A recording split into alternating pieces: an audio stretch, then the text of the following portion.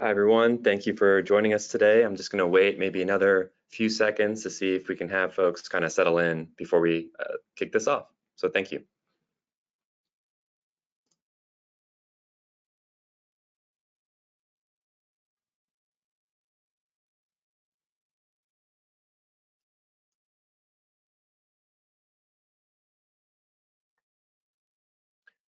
Okay, so hi, everyone. Thanks for joining us for today's webinar. I'm Dr. Kevin Lanza, a faculty member of the Michael and Susan Dell Center for Healthy Living and Assistant Professor of Environmental and Occupational Health Sciences at the UTHealth Houston School of Public Health in Austin. The Michael and Susan Dell Center for Healthy Living has a vision of healthy children in a healthy world and a mission to advance health and healthy living for children and families through cutting-edge research, innovative community-based programs, and dissemination of evidence-based practices. Next slide.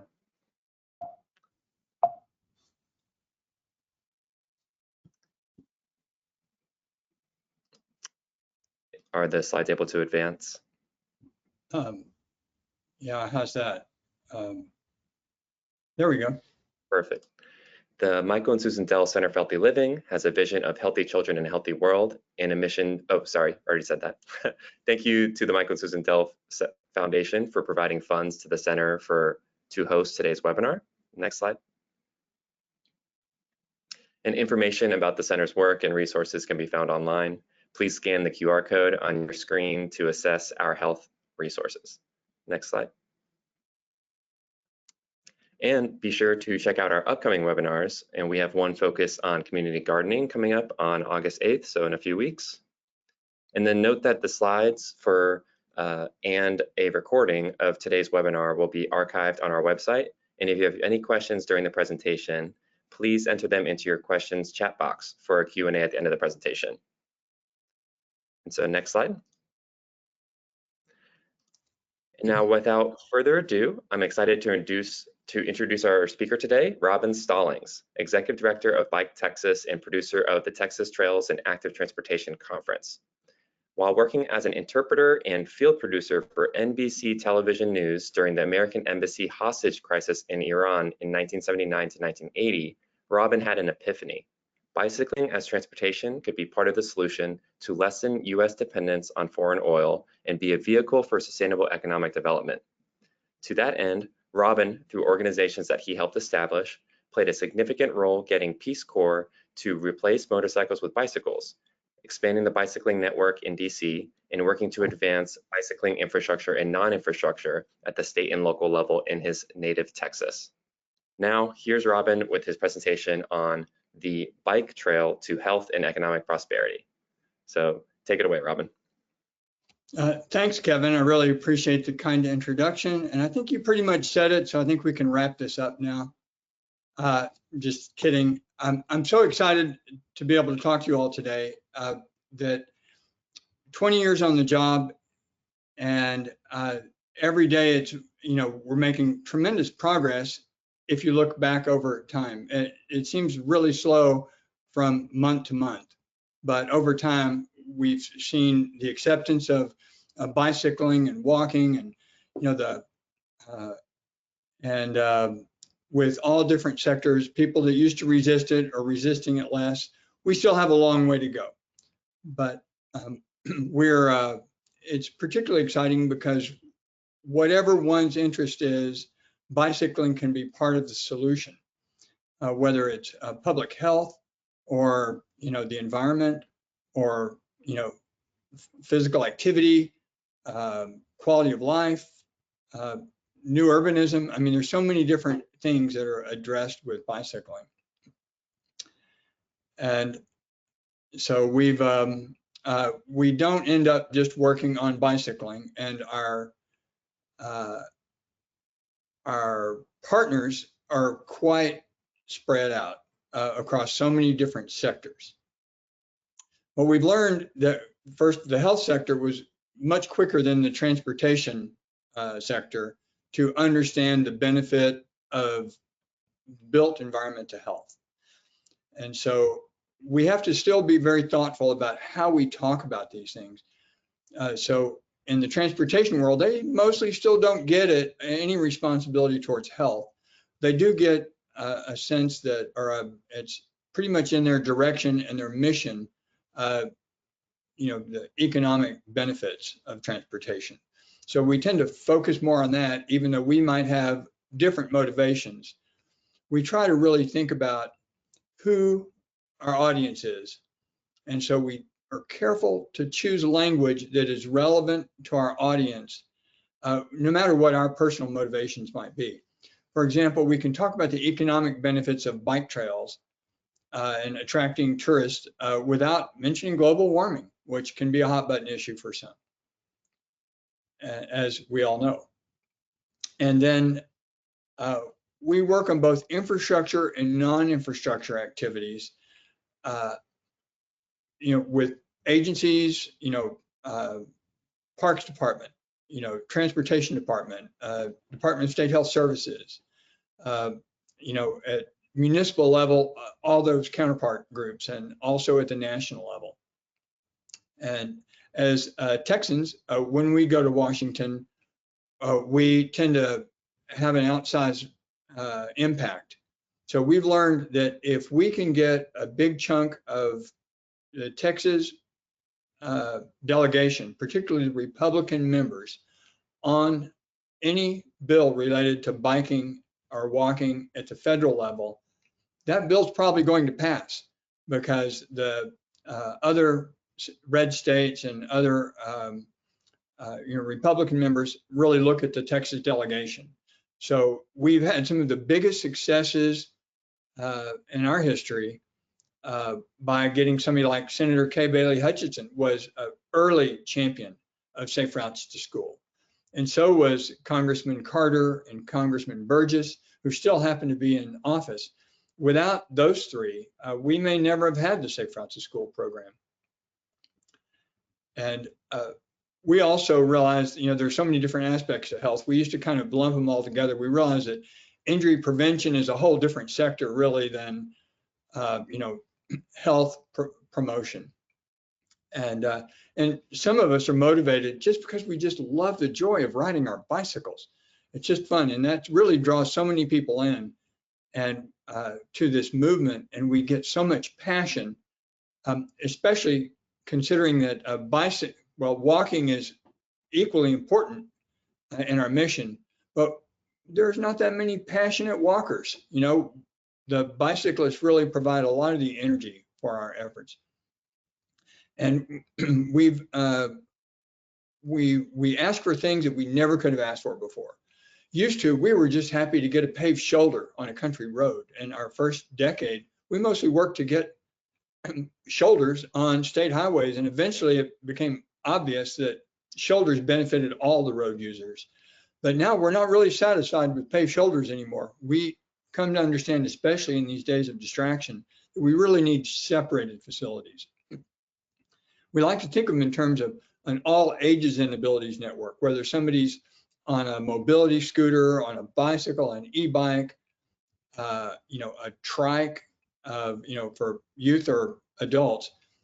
And then electric has just transformed everything. So we're so excited that there's so many more people that can use these facilities, and we really don't have the right name for them anymore. While we'll call it an active transportation network or all ages and abilities network, we really have, think of it as the 15-mile-an-hour network.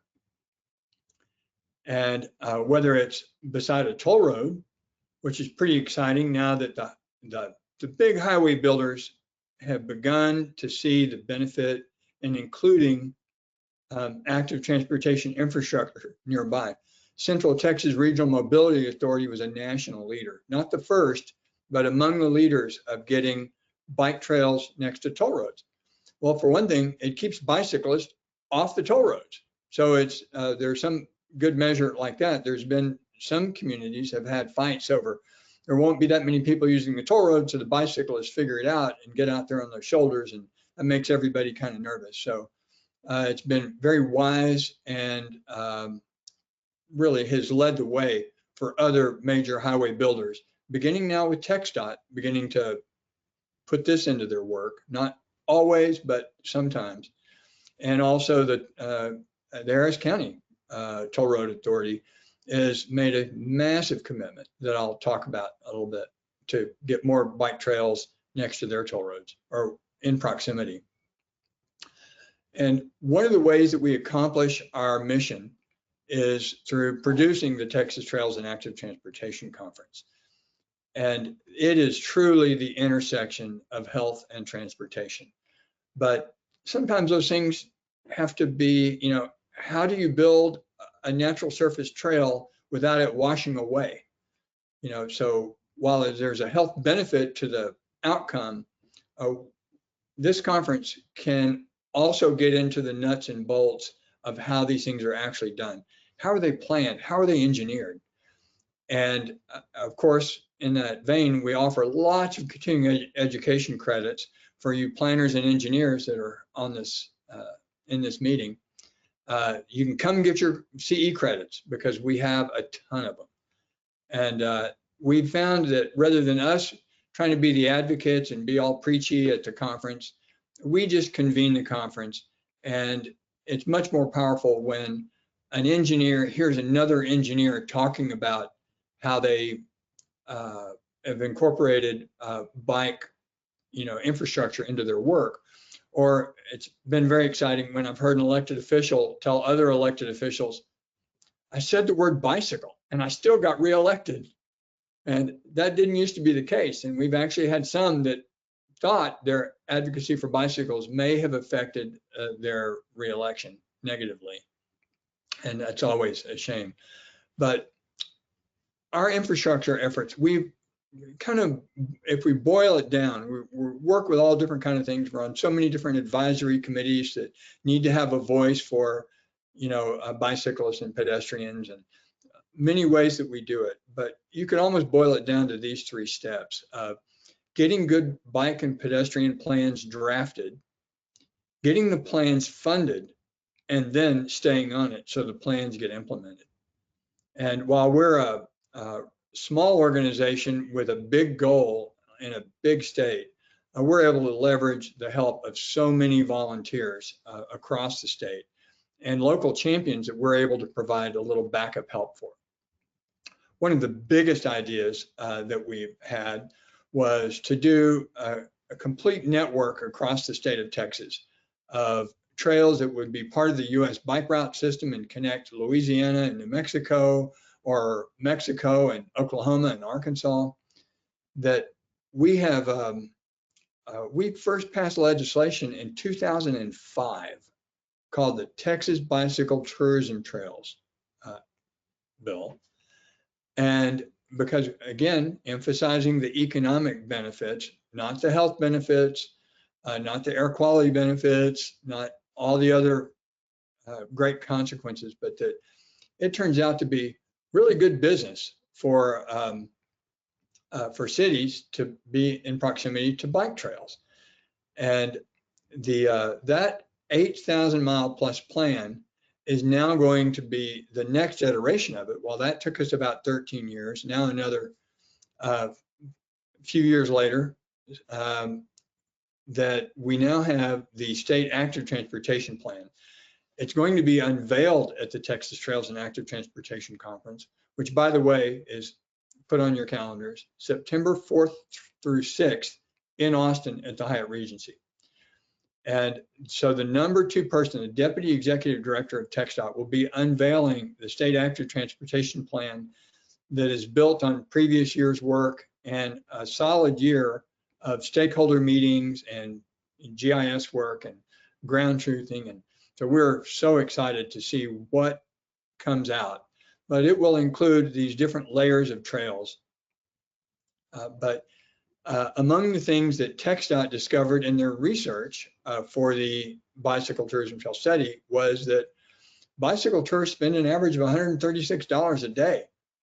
And I like to tell, local chambers of commerce, they eat like locusts. They are so hungry when they come into town. It's so good for business.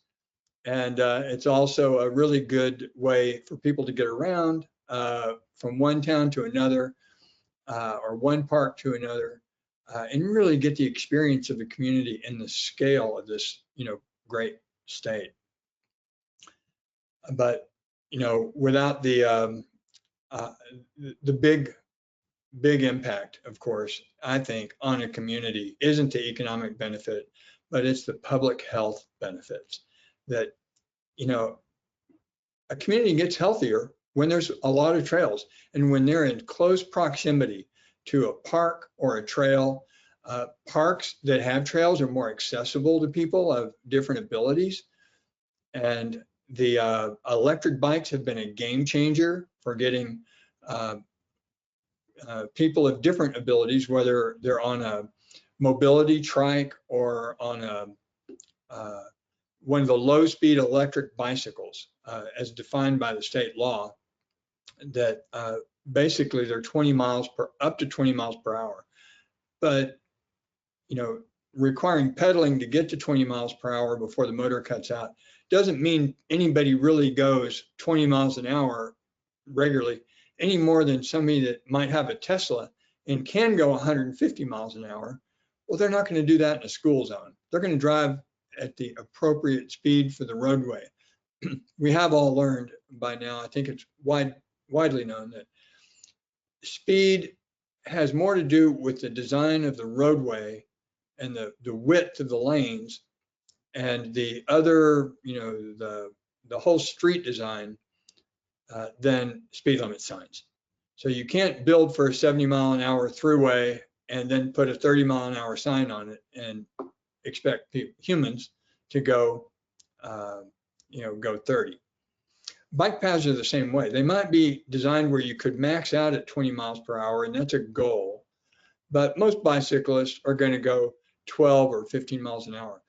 And we have to fight like the Alamo to keep the right to the roadway, because not every place is going to have a separated and safe feeling facility. But also some bicyclists go pretty fast. And if they're going 20 miles an hour or faster, they probably belong in the roadway lane that might be a 30 to 35 mile an hour lane. It might be more appropriate for them to ride in that. But overall, we've learned in the last 20 years that matching up bicyclists with pedestrians is much safer overall than trying to mix bicycles with automobiles. And that even bicycles on sidewalks, cities that have just thrown it wide open and said, bicycles can ride on any sidewalk. And Austin's an example of that. Unless there's a sign, it's legal to ride a bicycle on the sidewalk. Well, we were skeptical back 20 years ago about that, and we approached that and supported it as an experiment. But if bicycles are going a jogging pace, 3 to 5 miles an hour, whether it's a bicycle or a scooter or a trike, probably does belong on the sidewalk. But if it's going, 8 to 20 miles an hour, 8 to 15 miles an hour, it probably belongs in the bike lane, whether it's a scooter or a trike or some other low speed device. And right now, the rules require electric. We're not big fans of the noisy gas-powered modified bicycles that are really disruptive, noisy. And so those have not been included in the legislation that we helped pass on for e-bikes.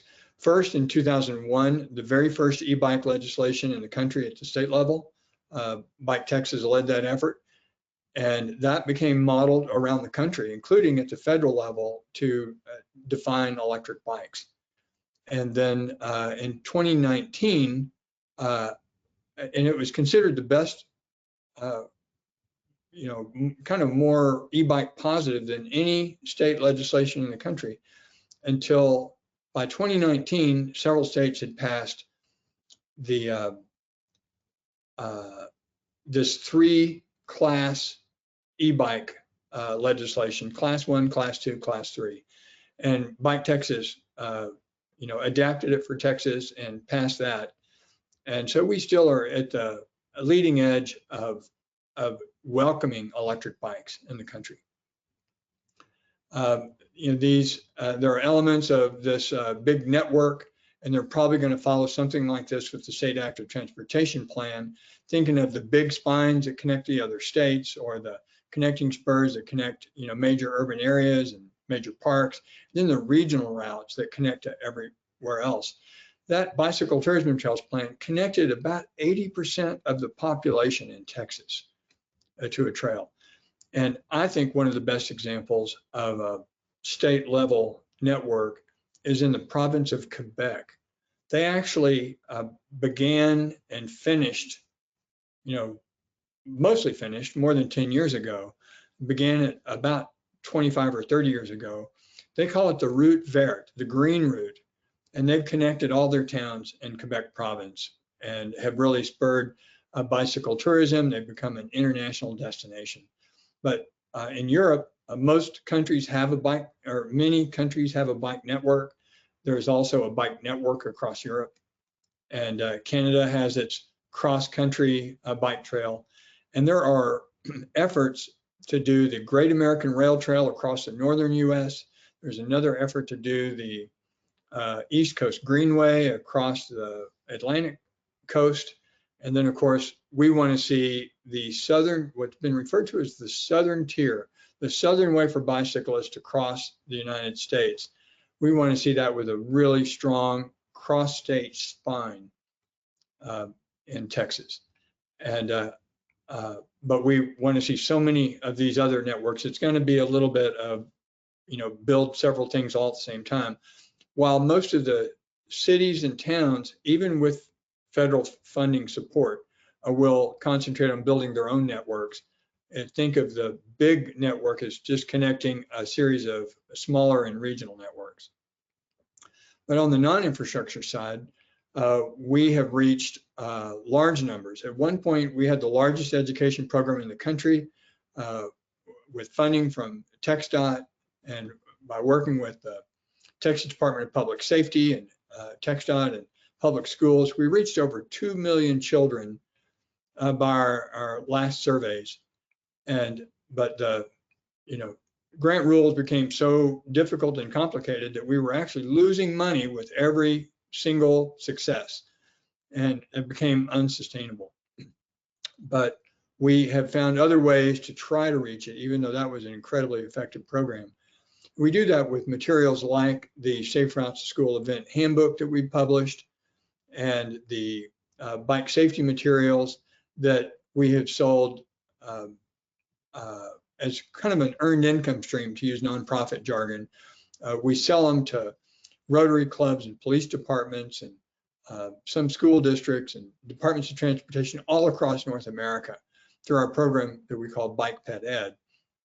And these are books that are accessible to kids of all different ages, and they're inexpensive enough that sponsors can brand the back of them and give them away. So we love it that it can be good exposure for sponsors that step up and want to provide this kind of safety for children.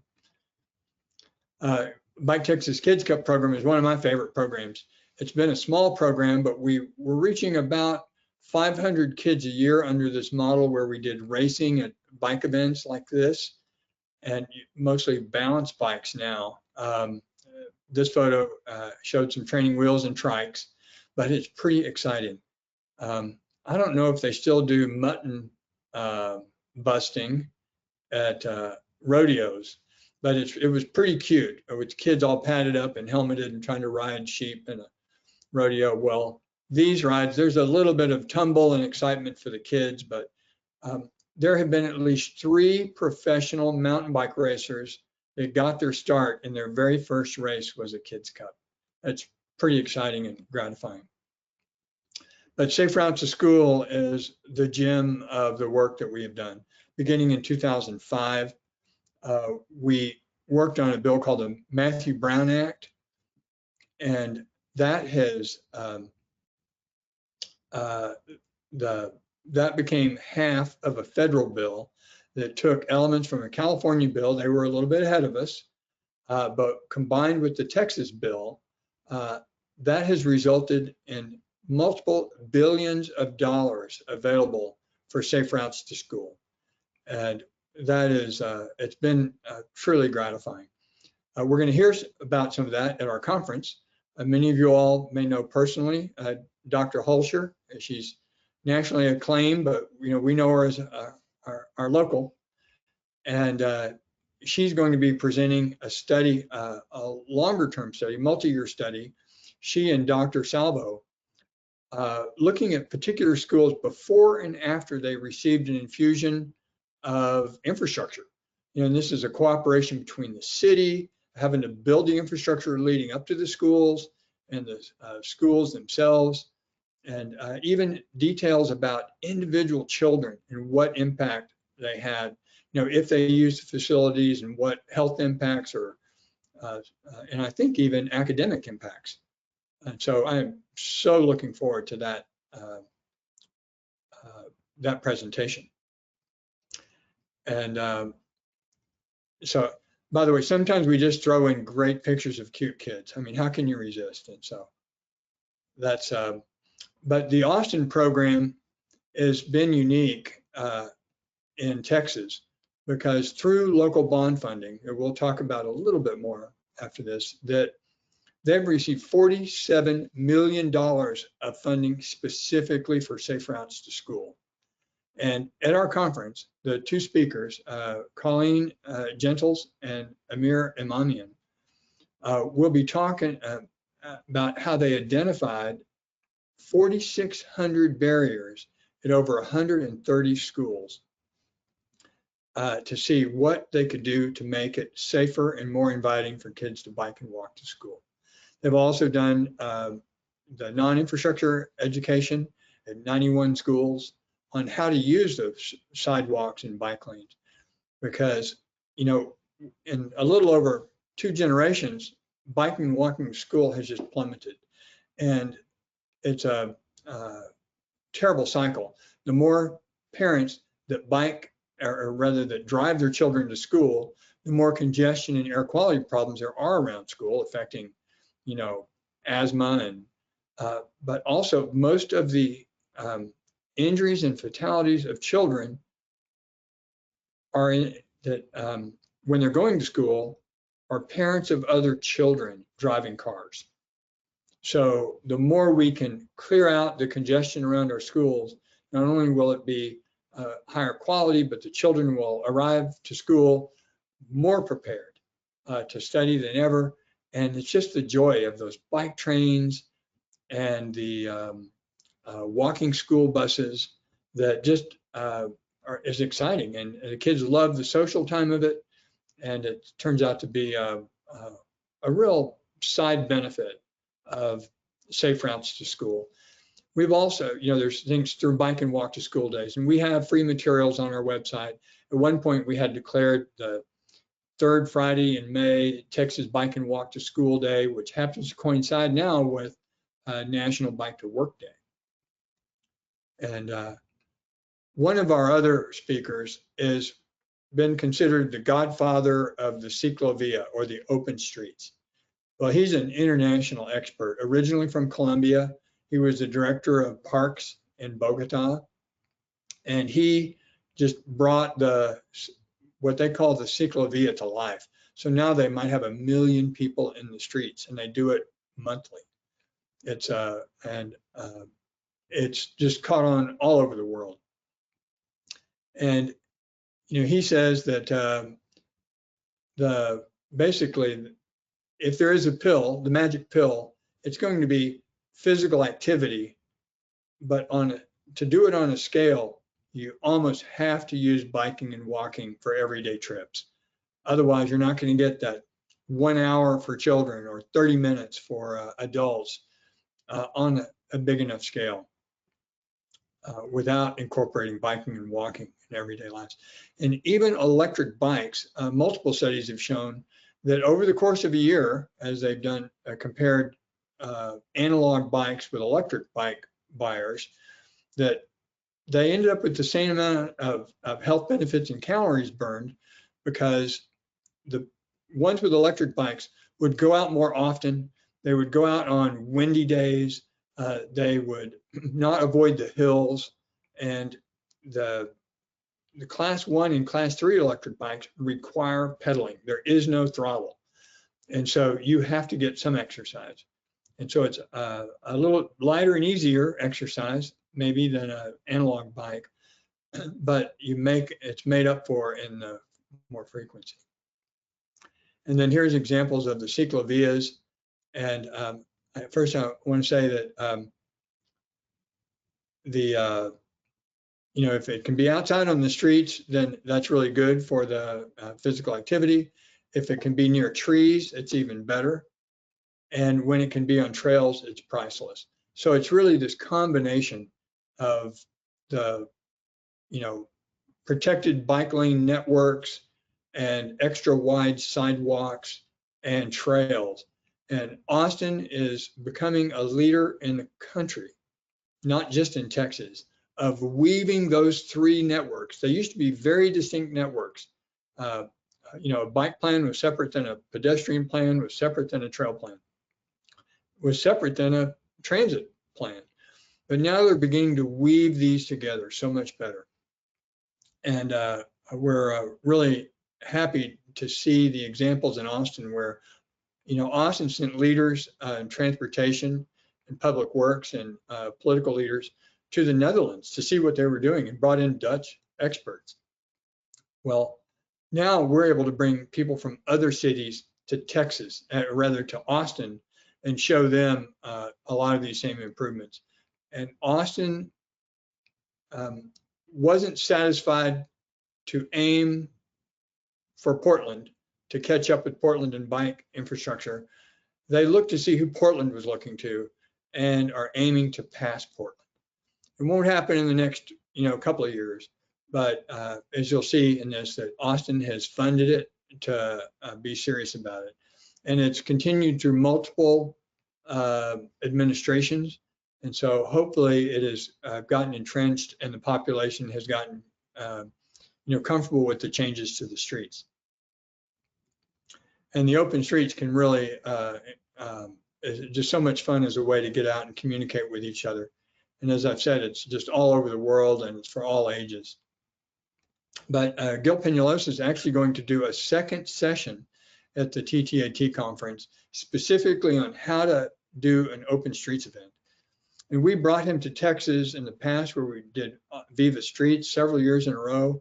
BikeTexas, along with other nonprofit groups in the city of Austin, produced it. And we shut down about 1.5 miles of 6th Street. But San Antonio has really gone a long way with it, as has Brownsville. And Gil Peñalosa was a consultant in both circumstances where we were able to bring him in to help those cities. And now it might be 70,000 people at the last numbers I heard, so pre-pandemic, so it might be dated now. But in San Antonio, they would shut down over 1 mile of roadway and a lot of people would get out. And it wouldn't be a BikeTexas conference if there wasn't a chance to get on a bike. So we have a fleet of 50 electric bikes. We use them for all different kind of mobile workshops or different kind of conferences.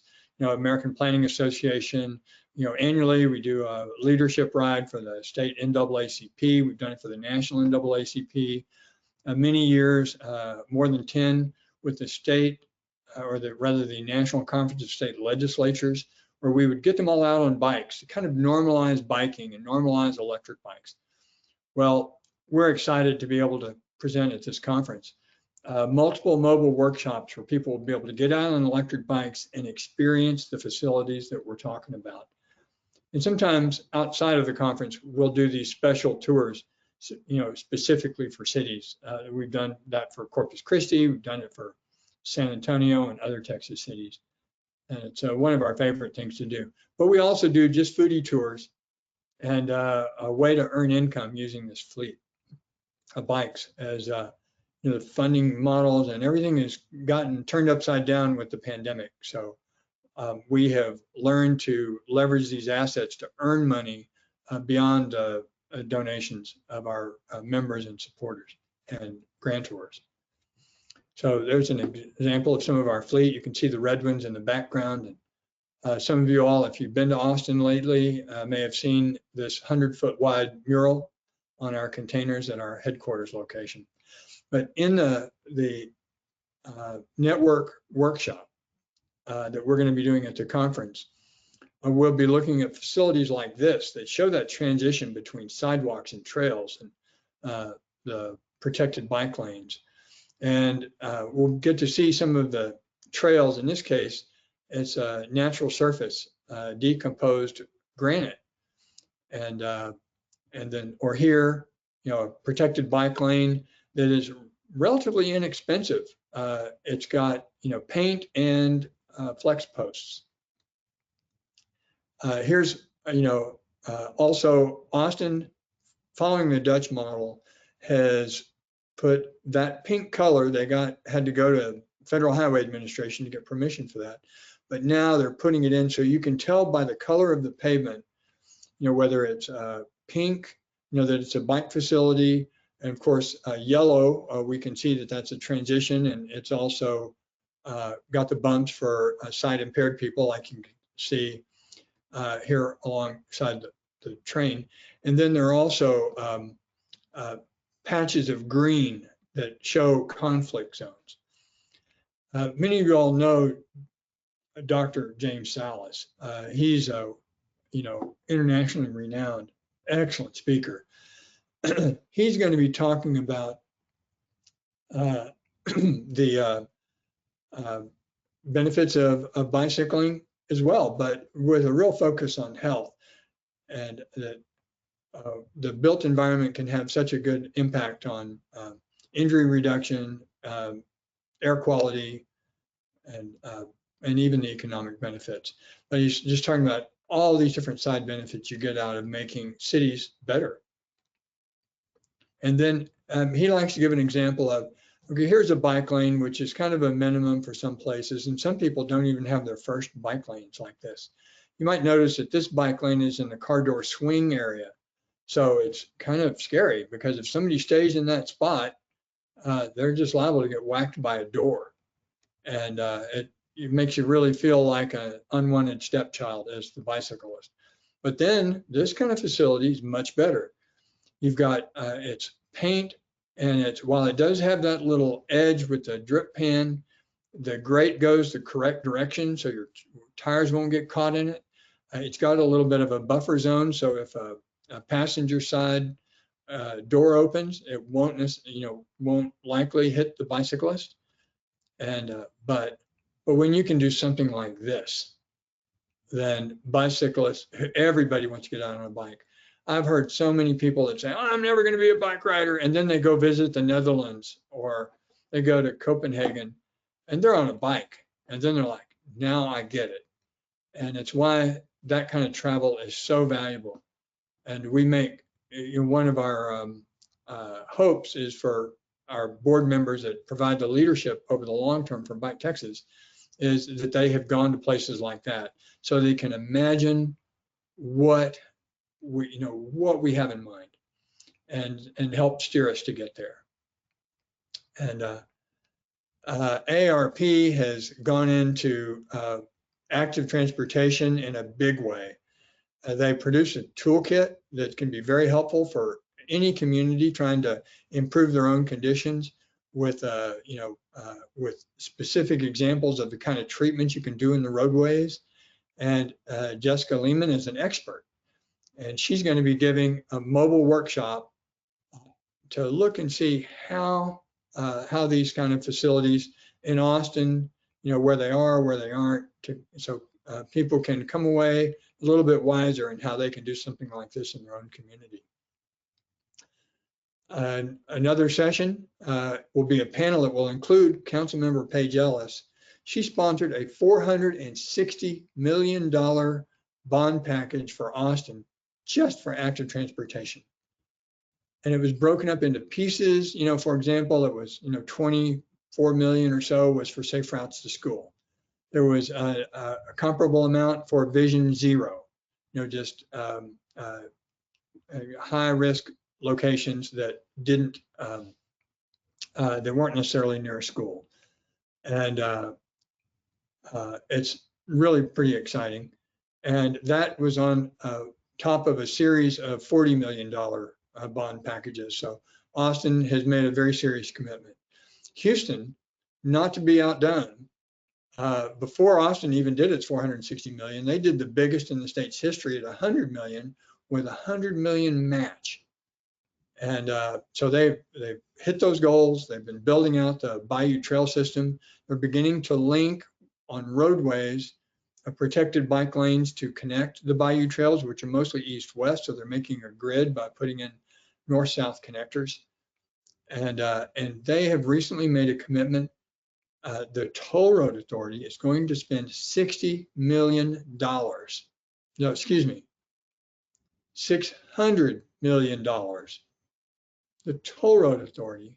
So use the Houston toll roads. That money is also going to good use, not just keeping the toll roads maintained, but they're going to be building out a network in proximity to those toll roads.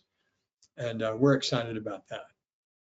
And then Yang Lee, he's going to be coming down from Wisconsin to really talk about the emerging data sources and what a big impact that can have on building out active transportation facilities when you can, point to real data. And I know I'm in a crowd of data experts, and I'm almost done here. So we're going to be wrapping up very soon. Dan Burden is an expert on the blue zones, and that's these communities around the world that just live a lot longer and better physical health. And so he talks about how you can shift your building from at great expense to building roads that can make money by building community. And so it's going to be very compelling. We're so excited to have Dan Burden as our closing keynote. And he'll be talking about building healthy communities. And you can get a sense of it here with some of these slides that, it's the outdoor cafes, it's the places that people can, meet and connect, and that feel safe for families to get out. So with that, I will turn it over to our esteemed moderator, Dr. Lanza. Gosh, thank you, Robin. This was fascinating. It's really so helpful for us to hear your wealth of knowledge on cycling as a driver of health and economic prosperity. I really appreciate your highlighting of examples of cycling infrastructure around the state of Texas, as well as highlighting our heroes across the world in government, school districts, academic institutions, and other organizations who are advocating for safe cycling for health and well-being. So at this point, we have about 17 minutes until the end of the webinar. And we already have some questions, several questions trickling in. And if you do have some questions that you'd like to ask Robin in this time after we get through those who have already been posted, please do enter them in the chat box. And so Robin, I'll ask kind of that first question, just in order of when they were received. So no less than 5 questions so far. So since you said in the beginning that bicycling can be a solution for a lot of different problems, I was wondering if there might be any relationship between bicycling and lower crime rates. Just curious. Well, when more people are out in the streets and more eyes on the street, then that tends to lower crime rates. And so I think that that would be, I don't know specifically, it's just such an excellent question. We have noticed that bicycles really do have a constructive place in law enforcement. We're not happy about every use of bicycles. Sometimes they can be used as kind of, blocking things and, for protesters that we may or may not agree with, but we all believe in the right to protest. But but it was a game changer for a lot of police departments. When I had my bike store in Washington, D.C., we actually helped equip the Washington, D.C. police, and they were the second police department in the country to adopt bicycles. And we were able to sponsor that program, and now it's, become nationwide. But it's, I think that, I'm not sure, there's other things that I could imagine, but it would just be complete speculation. I guess if we rely on a bike and don't have a car, then nobody's breaking into our car, But bicycles also are an object of theft, potentially. And so I'm not sure exactly what it does for crime overall, but Generally, bike trails are safe when they're busy and when they're well lit, and any dark, secluded place is not a great idea at night for, for folks. So that was a hard one. Yeah, that was. Next question up is, have you heard of social architects being brought in to not just build new healthy communities, but also address poorly designed ones? Or have you considered making a case with this profession to include cycling in the planning process? Well, did you say social architects? That's right, social architects. Well, it may be that it's a term that I'm not familiar with, but there are like Jan Gell. He's a very well-known and renowned Danish architect, that he talks about designing the space between buildings to make places for people. But I think some of it has to do with, in a practical sense,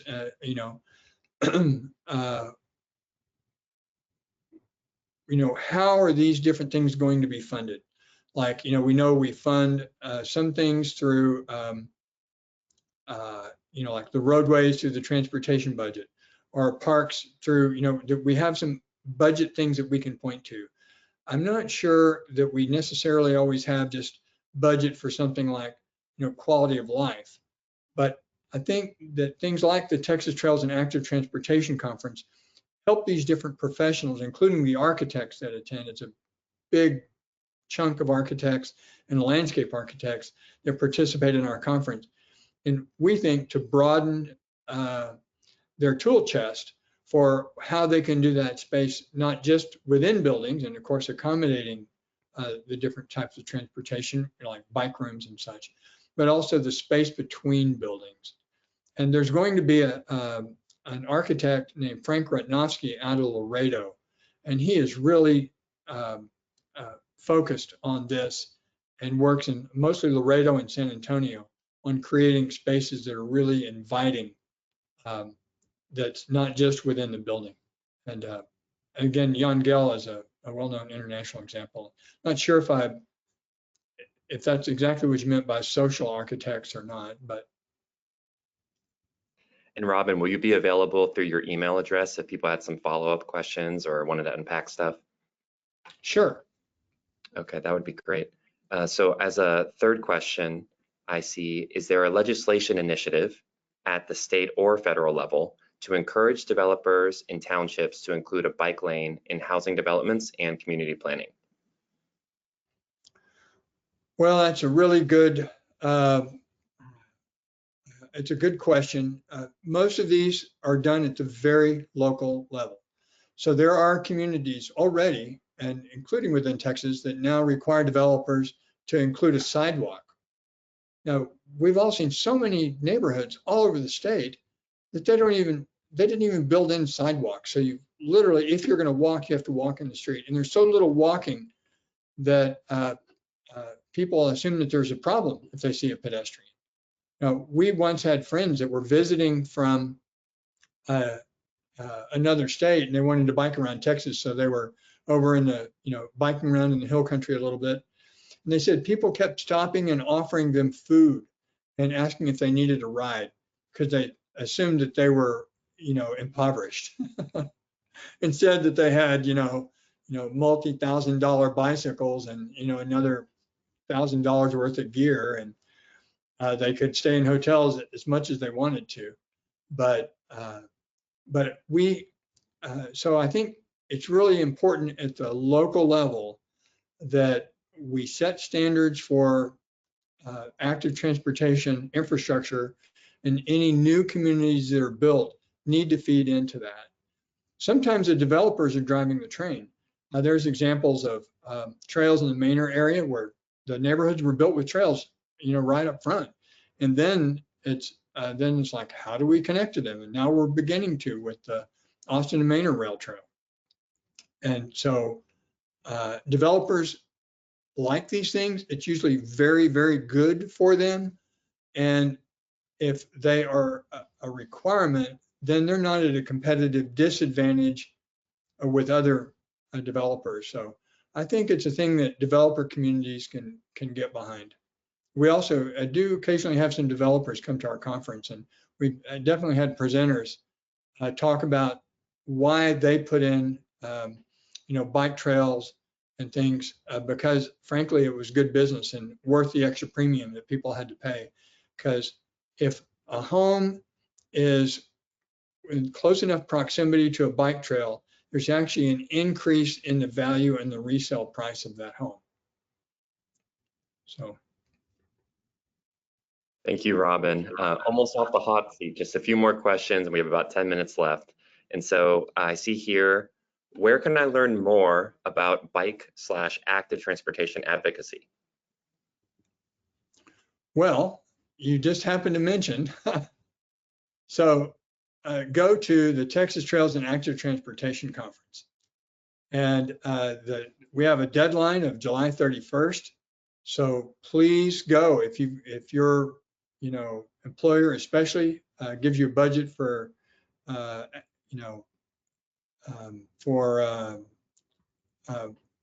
academic or conferences. I wouldn't call it an academic conference, more of a professional conference for planners, engineers, policymakers, as I said, architects, researchers, but that's the #1 place. It may be one of the best places ever. And we think it's the biggest impact that we have on local communities is getting them to send people to the conference.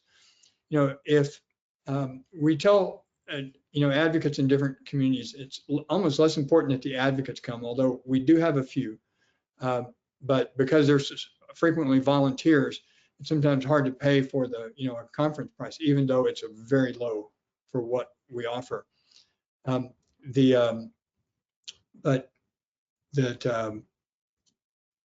lost my train of thought on that. Sorry. So I guess that's go to this also BikeTexas.org, our website. You can learn more. There's also some safety pages. And at the store, BikeTexas.org/store, we have about 30 continuing education courses. And we're going to be adding about another 30 that are in the pipeline to go up. So we'll have about 60, and that's to learn every aspect of active transportation. And we pre-recorded all those sessions from the 2020 and 2022 TTAT that went virtual. And so we produce very high quality, pre-packaged, very tightly edited presentations, followed by live Q&A. And so you can go there if you can't attend the conference, and they're very affordable. We'll also, for big groups, we'll make arrangements to do a webinar and provide, a particular session for, an org like that. So you can reach out to us if you have questions. Right on. Thank you, Robin. I see here another question in the chat. It says, first they say, great talk. Could you speak a little bit more about what you learned about how to present your ideas to politicians, especially those who may be interested in economic metrics or don't have personal experience with cycling, especially when you only have 30 minutes to make that impression? Well, frequently we only have 3 minutes to make an impression, and that's 2 minutes or 3 minutes, or sometimes just the amount of time that we have to speak to a bill. And we'll do that by when we have a bill, and we have passed a bill almost every session since the 2001 session, at least one bill. We'll usually aim for about 3, and then, one usually passes, including, safe route to school, including now stops are required, the Lisa Torrey Smith Act in 2021, and that it's a felony to injure somebody in a crosswalk. Used to, you didn't even get a ticket. And now you have to stop. Remember that in Texas, now you have to stop for people in a crosswalk. Before, you only had to yield, which was a little vague. But well, we think that having humor and putting things in terms that they can identify with is really good. Talking about the economic benefits, bringing people that they don't expect to see. Like we had a bill once, and it was about a safe passing requirement that would require 3 feet of clearance whenever passing a bicyclist, or 6 feet for a big truck. Well, we had a trucker come, and he was a Bubba, and he exuded a trucker, and he came up. They did not expect him. You know, they expected us to have somebody show up. I think they were expecting spandex at the time, but he showed up looking like a trucker, and he said that, you know, that he'd found that he was having some weight issues because he was in his truck all the time, and he started, you know, traveling with a bicycle in his truck, and whenever he could get a break, he would go out and ride his bicycle. And so he'd come to really appreciate how important it was to give that clearance to bicyclists. And it was in the commercial vehicle driver's manual that to give 6 feet when passing a bicyclist, because the wind effect could actually suck the bicyclist into the wheels of the truck. And so by having somebody that they could identify with, and the perfect target is somebody from the community of the undecided members of that committee.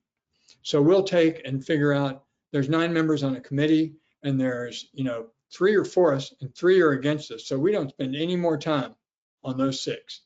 We concentrate on the 3 in the middle. And so if we can get somebody from that would appear to be from that same party, you know, that can that member can identify with, we'll try to get speakers from those 3 districts, you know, any one or all 3 of them. And that has been very effective. And frequently, because it's a constituent, they'll actually have a meeting before or after the bill. It's a little bit easier to get those meetings with constituents. But I think humor is one of the best things that you can do. And for example, one time a senator was chairing a committee for the first time. And it was the first time that I had spoken before him.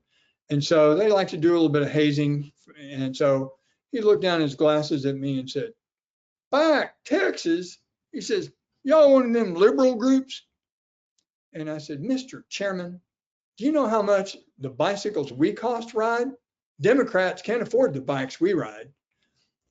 And all the Republicans, all the Democrats, everybody laughed on that committee, and he became a champion and a bill author for us. He happened to be Republican. That's not really the point of the story, but he, you know, he was just completely disarmed by that because we weren't defensive about it. And so we found that a little bit of humor. We also conduct an electric bike day at the state capitol. We do bipartisan bike rides, so that at the end of it, we have something called the sine die bipartisan bike ride. So at the end of a session, sometimes there might be an above the page fight between a couple of legislators in the paper because they had such a strong disagreement over a bill in its final hours. And then we get them out on a bike ride together, and it just seems to wash away all those concerns and give everybody kind of a fresh slate. So getting people out on a bike is a great way to demystify it. E-bikes have helped with that, because sometimes they're just interested in checking out the new technology. So hopefully those are some answers. It's the language, but it's the approach. Gosh, thank you, Robin. That was such a well-developed response, and I'm taking some mental notes here. You know, in the last 30 seconds, if you want to try to answer this question, and then we'll kind of close up here.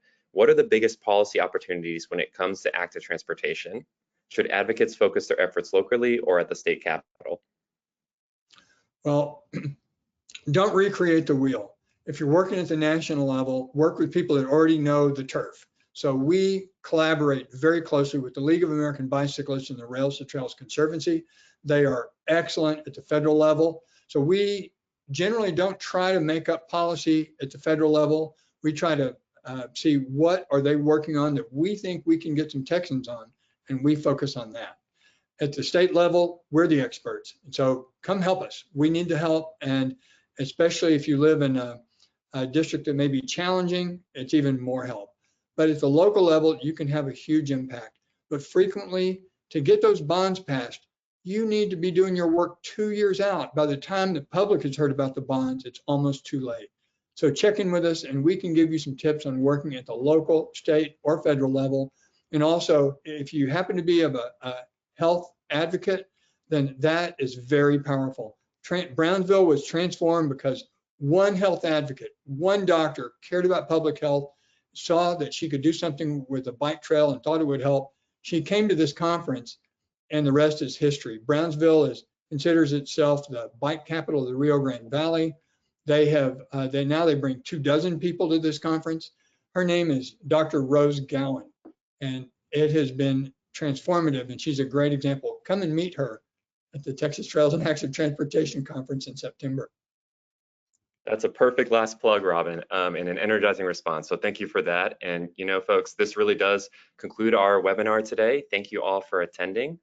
This recording, as well as the slides and resources mentioned, will be posted on our website.